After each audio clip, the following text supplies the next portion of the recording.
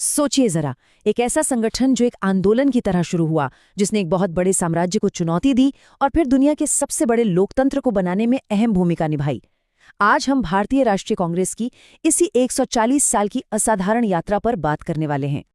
तो सवाल यही है कि आखिर कैसे एक ही संगठन ने पहले तो देश को आज़ादी दिलाई और फिर 50 साल से भी ज़्यादा समय तक उसकी किस्मत को एक दिशा दी।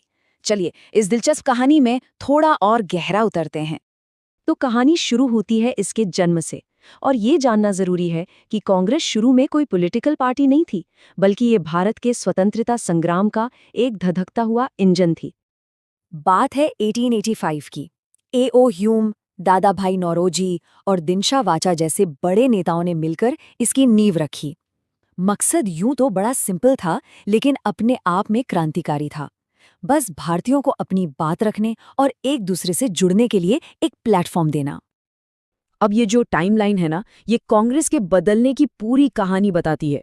शुरुआत हुई 1885 के उदारवादी युग से, जब बहुत नरमी से सुधार की मांगे की जाती थी। फिर 1905 के बाद दौर बदला और आया उग्रवादी युग, जब राष्ट्रवाद की आवाज थोड़ी तेज हुई।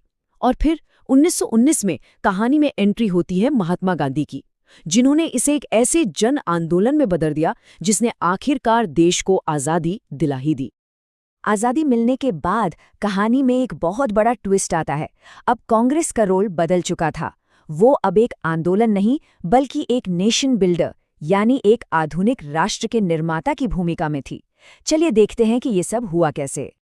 और ये समझना बहुत ज़रूरी है कि आज़ादी के बाद मॉडर्न इंडिया की नींव रखने का काम कांग्रेस पार्टी ने ही किया, और इस पूरे मिशन को लीड कर रहे थे देश के पहले प्रधानमंत्री जवाहरलाल नेहरू।